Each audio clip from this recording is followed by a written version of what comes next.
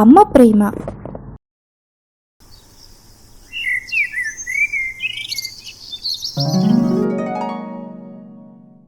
అనగనగా ఒక ఊరిలో రాధ అనే కాయగూరలు అమ్మే ఒక ఆమె ఉండేది.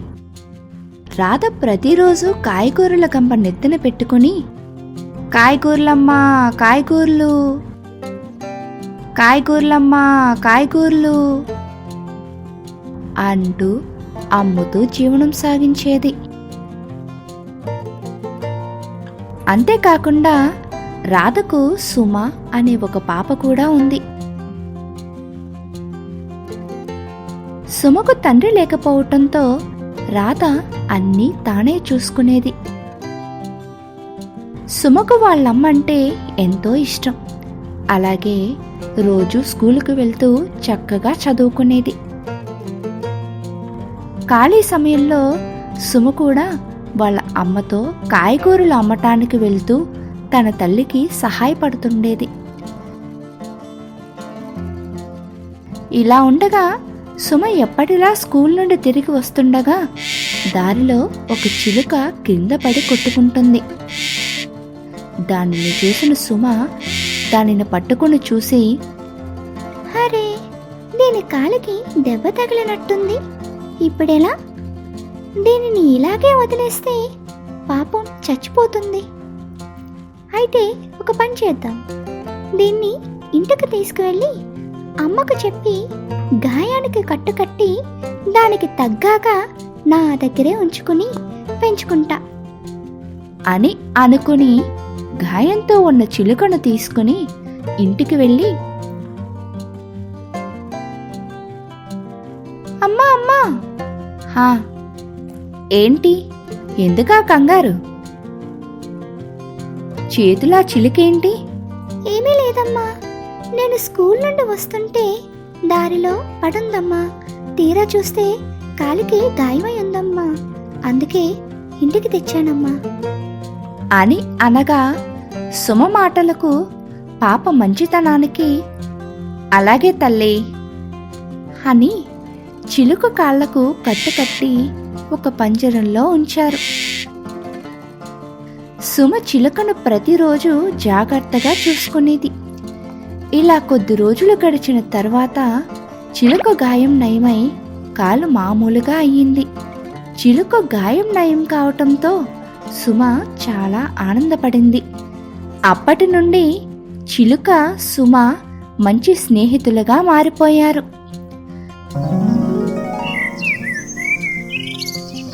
ఇలా ఉండగా ఒకరోజు సుమ పంజరంలో చిలుక విచారంగా ఉండటాన్ని గమనించింది.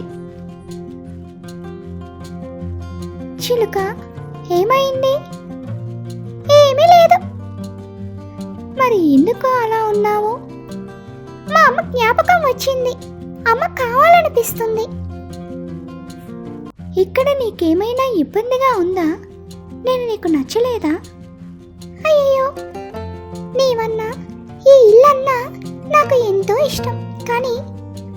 కానీ ఏంటి? నీవు అమ్మ లేకుండా ఉండగలవా?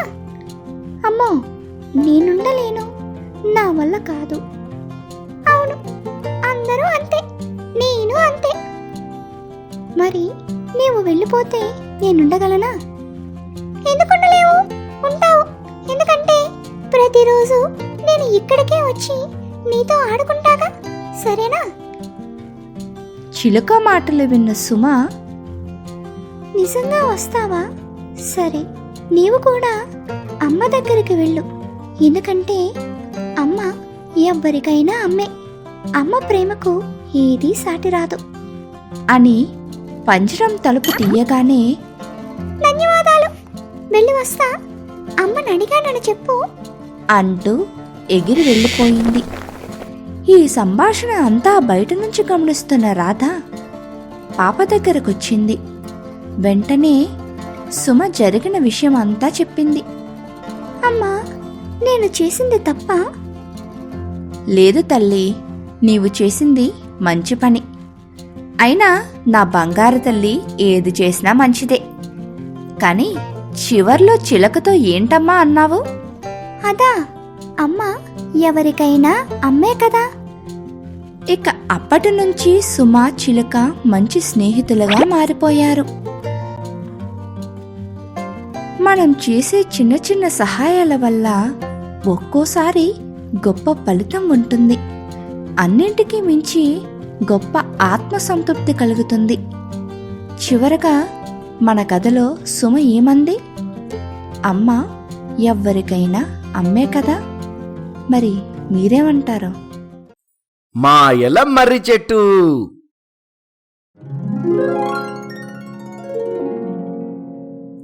అనగనగా ఒక ఊరిలో మల్లయ్య అనే వ్యక్తి ఉండేవాడు. మల్లయ్య ప్రతిరోజు తనకు దగ్గరలో ఉన్న అడవికి వెళ్లి కట్టెలు కొట్టుకొని ఆ కట్టెలు అమ్మగా వచ్చిన సొమ్ముతో జీవనం సాగిస్తూ ఉండేవాడు. అదే ఊరి అడవిలో ఒక మర్రి చెట్టు ఉంది. అది మామూలు మర్రి చెట్టు కాదు, మాయల మర్రి చెట్టు. ఎందుకంటే అది అక్కడికి వచ్చిన వారిని భయపెట్టడమే కాక తినేస్తూ ఉండేది. అందుకు అక్కడికి వెళ్ళడానికి ఎవ్వరూ సాహసించేవారు కాదు. ఇలా ఉండగా మల్లయ్య ఎప్పటిలాగానే కట్టెల కోసం అడవికి బయలుదేరాడు. అలా వెళ్తున్న మల్లయ్యకు ఒక చోట ముళ్ళ కుంపలో ఇరుక్కుని సహాయం కోసం ఎదురు చూస్తున్న 2 పావురాలు కనిపించాయి. వాటిని చూసిన మల్లయ్య అయ్యయ్యో అని అనుకుంటూ 2 పావురాలను కాపాడాడు. ధన్యవాదాలు మల్లయ్య, ధన్యవాదాలు. మా ప్రాణాలు కాపాడినందుకు నిన్ను నీ మేలును మర్చిపోము అని ఎగురుకుంటూ వెళ్ళిపోయాయి. మల్లయ్య తాను చేసిన పనికి ఆత్మసంతృప్తి పొంది ఆనందంతో నడుచుకుంటూ తాను వచ్చిన పనినే కాక దారిని కూడా మర్చిపోయాడు. ఎటు వెళ్ళాలో తెలియక అక్కడే ఉన్న ఒక చెట్టు కింద కూర్చున్నాడు. ఇంతకీ మల్లయ్య కూర్చున్నది మామూలు చెట్టు కాదు, మాయల మర్రి చెట్టు దగ్గర. కానీ మల్లయ్య తాను ఉన్నది మాయల మర్రి చెట్టు అని తెలుసుకోక సమయం కూడా మించిపోతుంది, ఇప్పుడు ఎలా అని అనుకుంటూ ఉండగా ఇంతలో మనిషి వాసనను పసిగట్టిన మర్రి చెట్టు ఆ నవ్వులు విన్న మల్లయ్య ఎవరది అనగా ఒక్కసారిగా మర్రి చెట్టు నేనురా మాయల మర్రి చెట్టును. నా గురించి వినే ఉంటావుగా. మాయల మర్రి చెట్టు నీవా? అవును నేనేరా. ఇదే నీకు ఆఖరి రోజు. మనిషిని తిని చాన్నాళ్ళయింది. ఈ రోజు నిన్ను తిని నా ఆకలి తీర్చుకుంటాను అంటూ తన ఊడలు విదిల్చి మల్లయ్యను పట్టుకోబోయింది. ఏ వద్దు, నన్ను వదిలేయ్, వద్దు, రక్షించండి, రక్షించండి అని పరిగెత్తడం మొదలుపెట్టాడు. మర్రి చెట్టు కూడా మల్లయ్యను వెంబడించింది. ఇలా పరిగెడుతున్న దృశ్యాన్ని అక్కడే ఒక చెట్టు మీద ఉన్న 2 పావురాలు చూశాయి. అరే, ఈయన మనలను రక్షించిన మల్లయ్యలా ఉన్నాడే. అయ్యో, మనలకు సహాయం చేసిన మల్లయ్యకు మనం కూడా ఏదో ఒక సహాయం చెయ్యాలి. పద పద అంటూ ఆ 2 పావురాలు కూడా వీరిని వెంబడించి మల్లయ్య మెడలో ఉన్న తుండుగుడ్డను తమ కాళ్ళతో పట్టుకొని దీన్ని చూసుకుంటూ మమ్మల్ని వెంబడించు అంటూ ఎగురుతున్నాయి. మల్లయ్య పావురాలు చెప్పినట్టు ఆ తుండుగుడ్డను చూస్తూ పరిగెడుతున్నాడు. ఇంతలో మర్రి చెట్టు ఆగరా, ఆగు. ఈ రోజు నా వల్ల అయిపోతావు, ఆగు అంటూ మల్లయ్యను వెంబడిస్తుంది. అలా ఆ పావురాలు ఆ తుండుగుడ్డను పట్టుకొని ఆ ఊరి పులిమేరలో ఉన్న గుడి దగ్గరకు వెళ్ళాయి. వాటితో పాటు పరిగెడుతూ మల్లయ్య కూడా గుడి లోపలికి వెళ్ళిపోయాడు.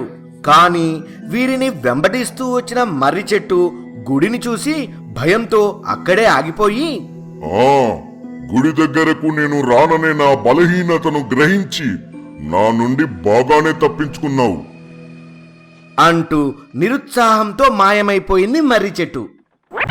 గుడిలోకి చేరిన మల్లయ్య పావురాలు తుండుగుడ్డతో తనకు దారి చూపి తన ప్రాణాలను కాపాడిన పావురాలకు కృతజ్ఞతలు చెప్పాడు.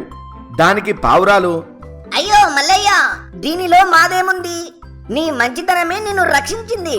ఎందుకంటే నీవు మాకు సహాయం చేశావు, దానికి మేము తిరిగి సహాయం చేశాం, అంతే కదా అంటూ ఎగురుకుంటూ వెళ్ళిపోయాయి. మనం కూడా ఇతరులకు సహాయం చేస్తే మనం కూడా వారి నుండి సహాయం పొందుతాం, అది ఏ సమయంలోనైనా. అందుకే మనం సహాయ గుణం కలిగి ఉందాం. సరేనా పిల్లలు? అనగనగా ఒక ఊరిలో రంగయ్య అనే ఒక వ్యాపారి ఉండేవాడు.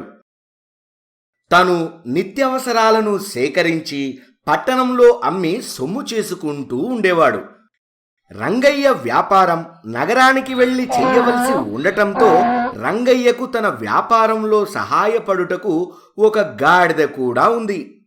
రంగయ్య ఆ గాడిదపై మూటలు వేస్తూ నగరానికి వెళ్తూ ఉండేవాడు.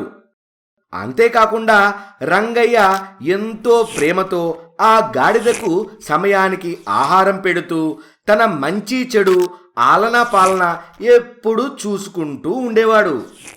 గాడిదకు మాత్రం పని అంటే అస్సలు ఇష్టం ఉండేది కాదు. ఎప్పుడూ విశ్రాంతి తీసుకోవాలని ఉండేది. ఆహారానికేమో ముందు, పనికి మాత్రం వెనక ఉండేది ఈ గాడిద. ఇలా పట్టణానికి వెళ్లే క్రమంలో దారిన ఒక నదిని దాటవలసి వచ్చింది.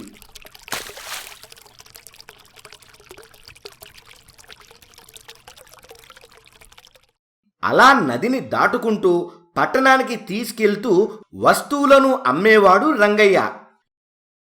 ఇలా అమ్మగా వచ్చిన సొమ్ముతో రంగయ్య జీవనం సాగించేవాడు. ఒకరోజు రంగయ్య వస్తువులను అమ్మి తిరిగి వస్తుండగా తన స్నేహితుడు ఎదురై యోగక్షేమాలు తెలుసుకొని తాను ఉప్పు వ్యాపారం చేస్తున్నానని, దానికి మంచి గిరాకీ ఉందని, లాభం కూడా ఎక్కువ ఉంటుందని రంగయ్యను కూడా ఉప్పు వ్యాపారం చెయ్యమని సలహా ఇచ్చాడు. స్నేహితుని సలహాతో రంగయ్య ఉప్పు వ్యాపారం చెయ్యాలని నిశ్చయించుకున్నాడు. రోజు మాదిరిగానే కాక రంగయ్య గాడిదపై ఉప్పు బస్తాలను వేసి నగరానికి బయలుదేరాడు. ఉప్పు బస్తాలు వేయడంతో గాడిదకు కాస్త బరువు ఎక్కువవడంతో, ఏంట్రా బాబు, ఇది రోజు రోజుకు పని ఎక్కువైపోతుంది. ఇంటి దగ్గరే ఉండి హాయిగా విశ్రాంతి తీసుకోకుండా రోజు ఏంటి నాకు అనుకుంటూ నది దగ్గరకు చేరుకున్నాడు.